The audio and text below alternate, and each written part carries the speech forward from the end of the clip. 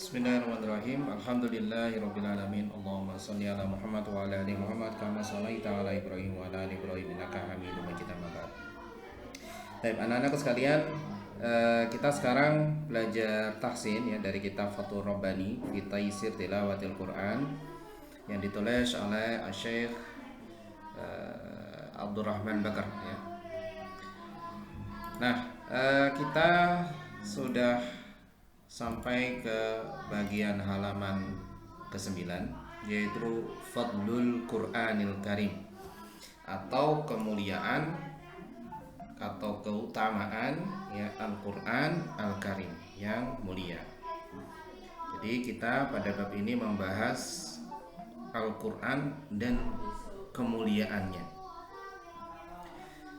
Syekh Al-Mu'allif ya yang menulis kitab ini mengatakan, huwa kalamullahi tabaraka wa ta'ala al-munazzalu ala rasulihi Muhammad sallallahu alaihi wasallam al-muta'abbadu bitilawatihi al-mabdu'u bi suratil fatihati wal makhtumu bi suratin nasi. Huwa yaitu, nah di sini maksudnya ketika kita ditanya apa sih Al-Quran, ini definisinya. Apa definisi Al-Quran? Yang pertama, kalamullah tabaraka wa ta'ala. Definisi pertama adalah Al-Quran adalah kalamullah dan bukan makhluk ya. Kalamullah, firmannya Allah subhanahu wa ta'ala. Kemudian al-munazzalu ala rasulihi Muhammad sallallahu alaihi wasallam. Diturunkan al-munazzal, diturunkan ala kepada rasulihi, utusan Allah subhanahu wa ta'ala. Siapa itu? Muhammad sallallahu alaihi wasallam. Biwasilah, dengan siapa? Wasilahnya yaitu malaikat Jibril. Nah, sekarang kita ada dua definisi ya. Yang pertama kalamullah tabaraka wa ta'ala, kemudian yang kedua al-munazzal ala rasulihi ay Muhammad sallallahu alaihi wasallam. Kemudian yang ketiga al-muta'abbadu bitilawatihi, yaitu kita bisa beribadah dengan Al-Qur'an ya. Dengan cara apa? Tilawah. Jadi ketika kita membaca Al-Qur'an maka itu termasuk ibadah. Nah, ini definisi yang ketiga ya. Kelengkapan definisi yang ketiga. Kemudian yang keempat al-mabdu'u bi suratil Fatihah. Dimulai al-mabdu' dimulai dari surat Al-Fatihah, dari surat Al-Fatihah. Assalamualaikum.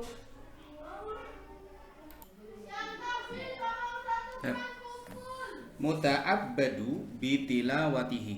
Muta'abbad yang kita beribadah dengan tilawah Al-Qur'an. Al-mabdu'u bi suratil Fatihah, dimulai dengan surat Al-Fatihah, wal makhtumu bi suratin Nas, dan diakhiri dengan surat An-Nas. Nah, ini adalah definisi Al-Qur'an yang harus kita hafal ya. Jadi kalau ditanya, Al-Qur'an itu apa sih? Ya, Al-Qur'an kalamullah ya, al-munazzal ala rasulihi bi wasilati malaika al-Jibril, muta'abbad bi tilawatihi, mabdu'u bi suratil Fatihah, wal makhtumu bi suratin Nas. Kemudian yang kedua, kemudian saya melanjutkan di sini menjelaskan keutamaan Al-Qur'an. Nah, yang pertama qala Allah Ta'ala wa rattilil Qur'ana tartila, surat Al-Muzammil ayat 4. Nah, di mana sisi syahidnya di sini yang menguatkan dalil bahwa Al-Qur'an itu mulia? Allah Subhanahu wa taala memerintahkan. Warattil itu adalah perintah ya. Warattil Al-Qur'an tartila, bacalah Al-Qur'an dengan tartil. Nah, makanya kalau membaca Al-Qur'an setoran jangan terburu-buru ya, nggak boleh terburu-buru. Jadi tenang, harus dengan khudu ya, tawadu, rendah hati, tenang. Jangan pingin cepat selesai ya, tapi benarnya lafadz itulah yang kita kejar. Itu perintah ya. Nah, suatu yang diperintahkan Allah itu pasti memiliki kemuliaan ya. Suatu perintah ketika kita laksanakan maka kita mendapatkan pahala di situ. Nah, itu warattilil Qur'ana tartila. Kemudian Allah Subhanahu wa taala berfirman dalam surat Al-Isra ayat 9, ya. Qala ta'ala inna hadzal Qur'ana yahdi lillati hiya aqwam. Inna sesungguhnya hada Al-Qur'an, Al-Qur'an ini yahdi, ia memberikan petunjuk lillati hiya aqwam, kepada jalan yang lebih lurus, ya, lebih lurus. Makanya di sini disebut oleh Syekh Al-Qur'anul Karimi huwal huda, ya, Al-Qur'an adalah petunjuk. Ya, yahdi lillati hiya aqwam, memberikan petunjuk ke jalan yang lebih lurus. Kemudian Al-Qur'anul Karim huwa az-zikril hakim, yaitu pengingat yang bijaksana. Jadi ketika kita tidak ada yang mengingatkan kita, karena kita manusia sering salah, ya, maka Al-Qur'an itu bisa mengingatkan kita, dan Al-Qur'an disebut zikrul hakim, pengingat yang sangat bijaksana. Makanya kita perlu selalu membaca apa? Al-Qur'an.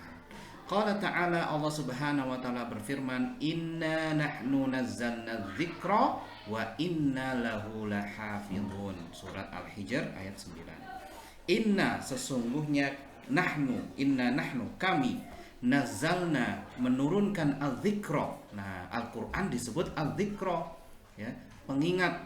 Wa inna lahu, dan sesungguhnya kami pada Al-Qur'an itu lahafizun, pasti menjaga.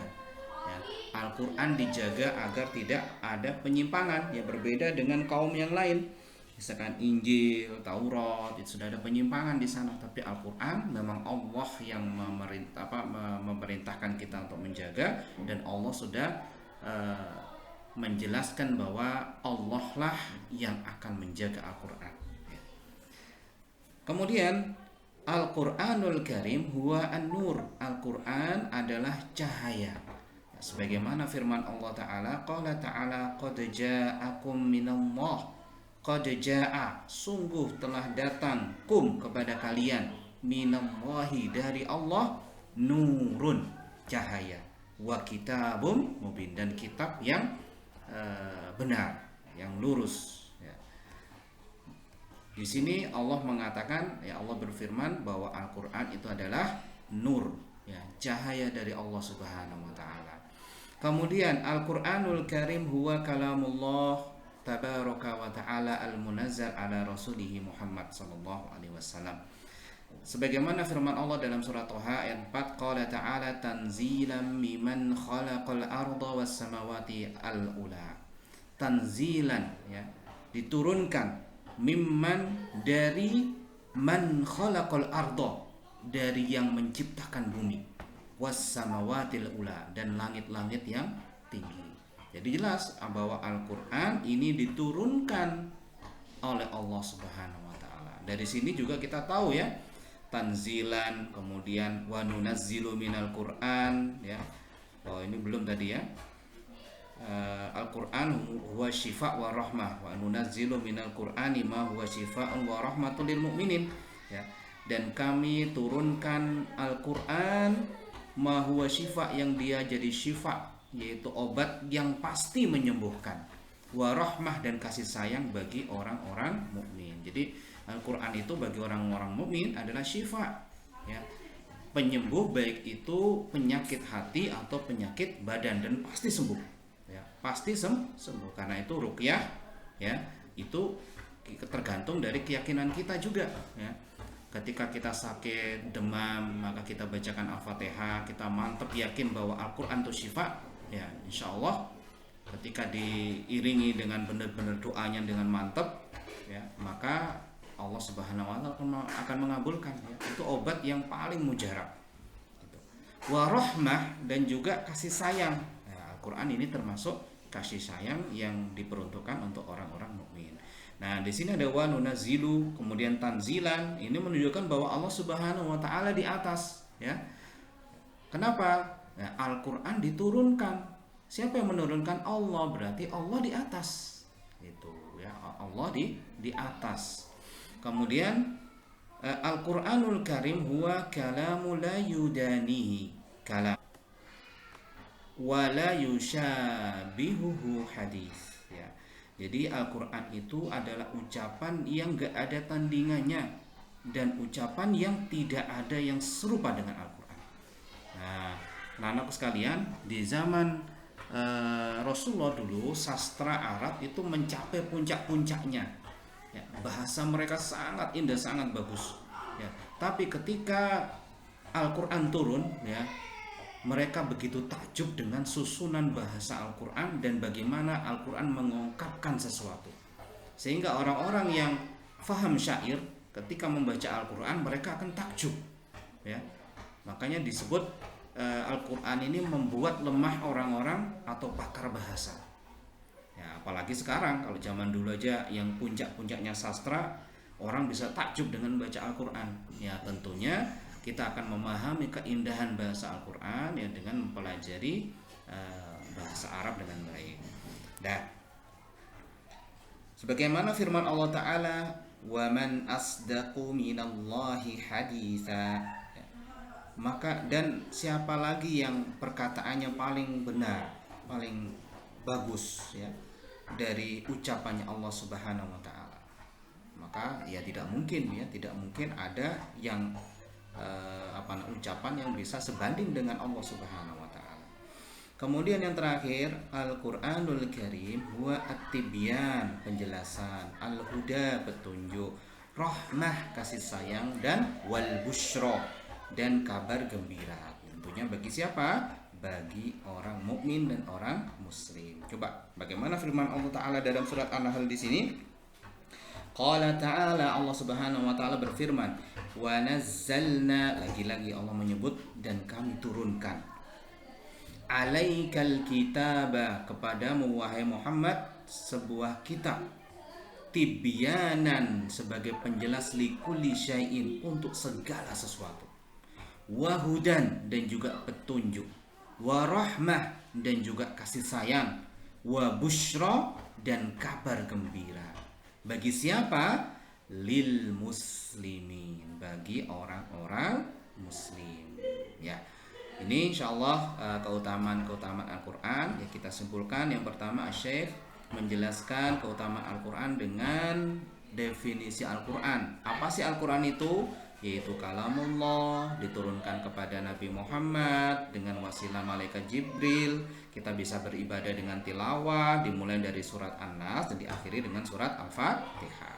Kemudian Allah Subhanahu wa Ta'ala juga menyebutkan kemuliaan Al-Quran. Yang pertama, ini Allah memerintahkan agar kita semuanya membaca Al-Quran dengan tartil, dengan tenang, dengan huduk, ya, bukan dengan terburu-buru, ya, tartil. Kemudian yang kedua, Al-Quran itu adalah petunjuk, ya. Kemudian Al-Quran adalah pengingat yang bijaksana. Al-Quran adalah obat yang pasti menyembuhkan, baik itu obat untuk hati ataupun obat untuk badan. Dan juga ini wujud kasih sayang Allah kepada kaum muslimin, kaum mukminin. Al-Quran Al-Karim itu juga cahaya, ya. Al-Quran Karim ini diturunkan dari Allah Subhanahu wa Ta'ala ya kepada Nabi Muhammad sallallahu alaihi wasallam. Dan terakhir, bahwa Al-Quran itu adalah tidak ada ucapan yang sebanding ya dengan Al-Quran, karena ini adalah kalamullah. Ya, Al-Quran juga adalah tibyan, huda, rahmah, dan busyra, kabar gembira.